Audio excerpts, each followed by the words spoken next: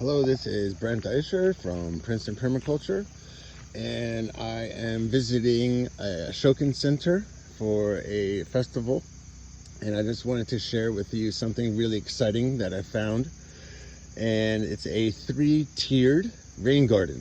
So you're going to see, I'm going to talk about this in this video, this tier 1, level 1, then it goes down to level 2, and then there's a 3rd tier all the way down there.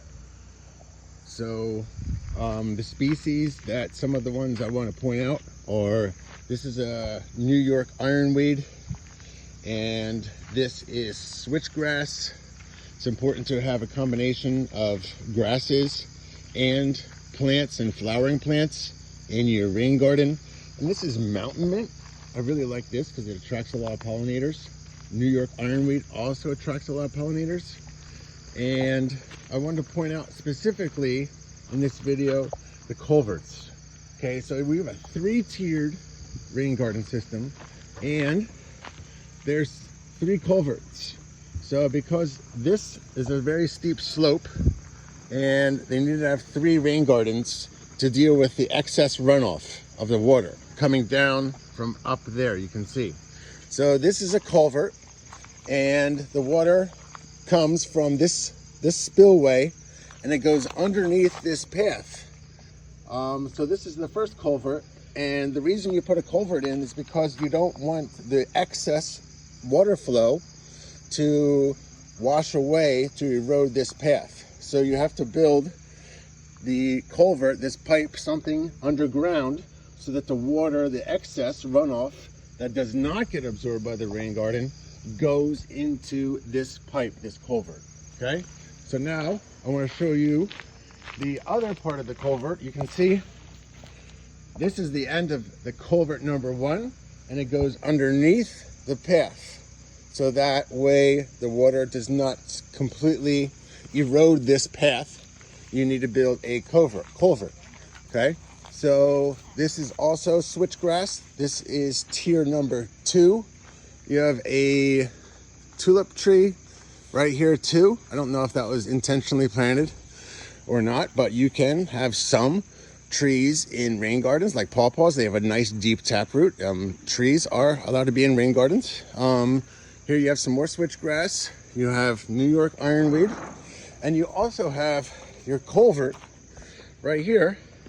Another culvert I want to point out too is this culvert, and this goes underneath this path right here to this culvert.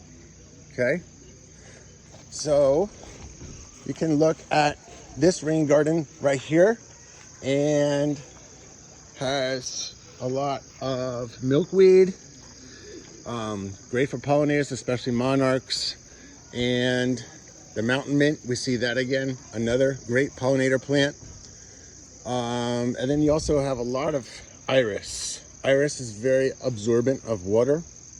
One thing that I do see at this 3rd tier, the lowest tier of the rain garden, is some autumn olive. It's an invasive species.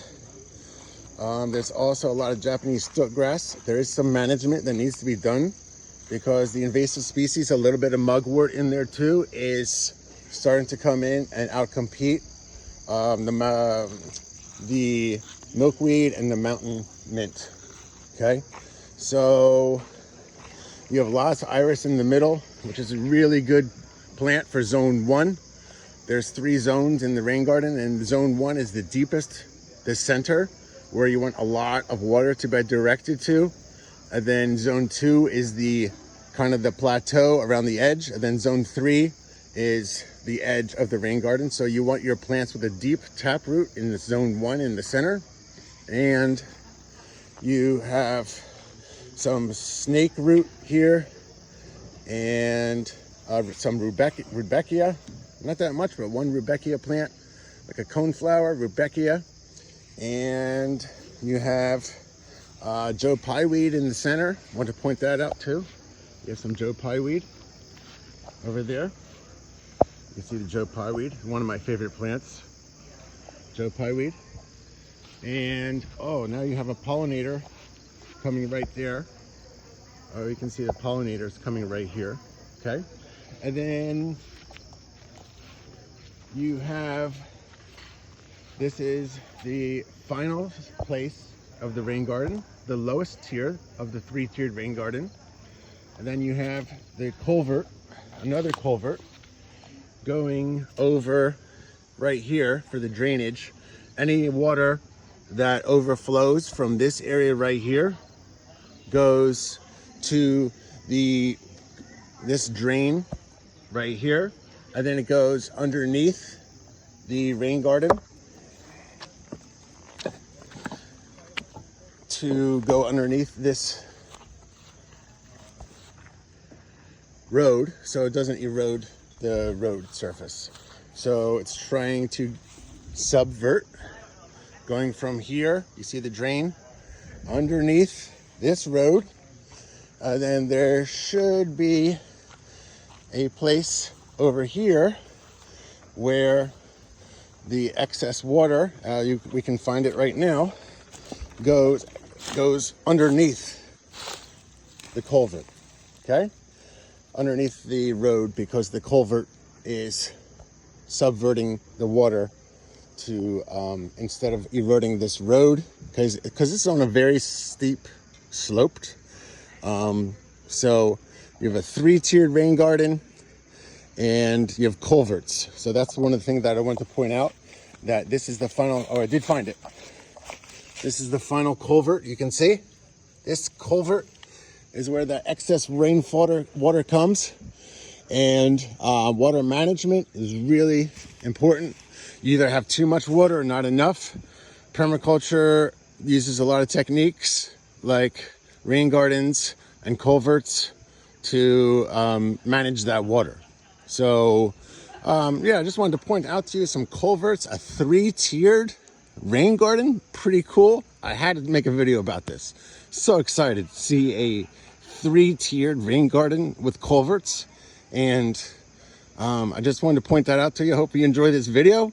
This is Brent Deisher from Princeton Permaculture. Lose the lawn, get your rain garden on with culverts.